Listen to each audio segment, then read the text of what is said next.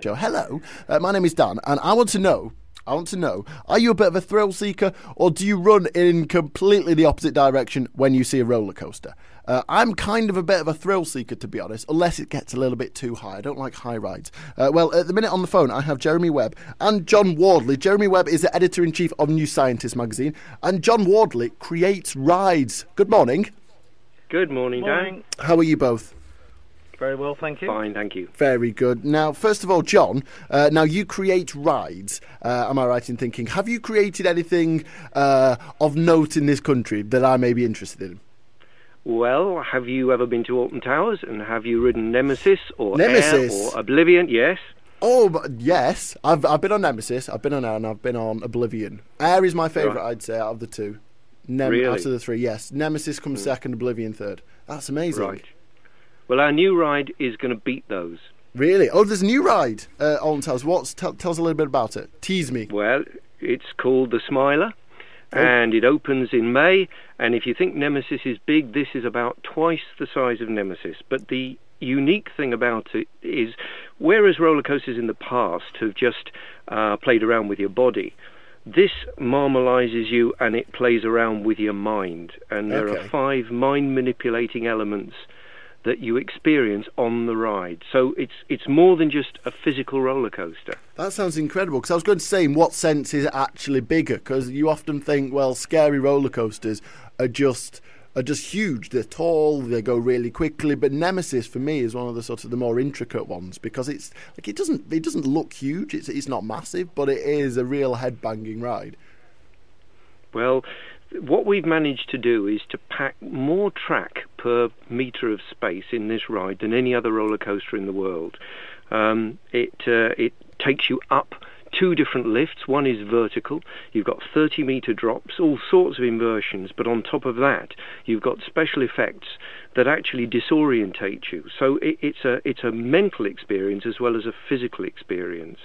Wow. Now, I'll just come over to you, Jeremy, for a minute. Now, this sort of fight or flight kind of feeling is, I think, related to roller coasters as well. Because some people like them, some people love them, some people absolutely despise them. What's the sort of the science behind it? Why do some people love roller coasters so much? Why do some people absolutely hate them? Well, we're all individuals. We all have our own pet hates and likes, and I think that's what how that works.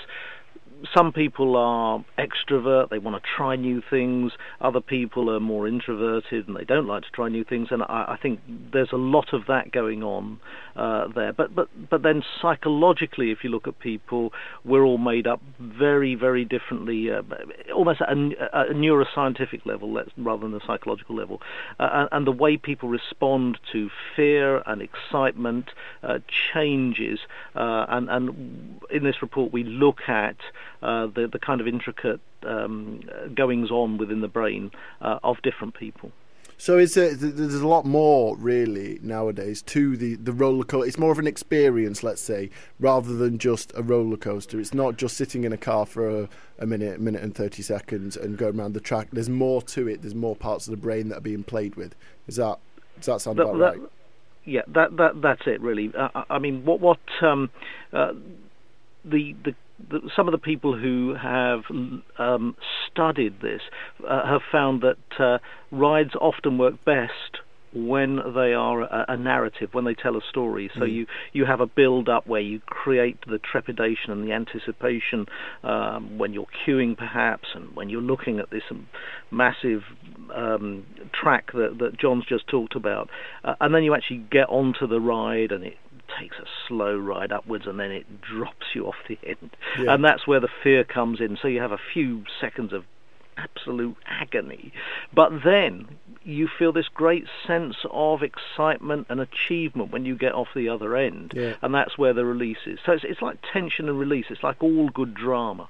Yeah, amazing. Well, it sounds incredible. John, is there anywhere we can go for information on the new ride at Alton Towers? Yes, if you go to the Alton Towers website, it gives you all the information except for one secret, which we're holding back until you actually ride the ride.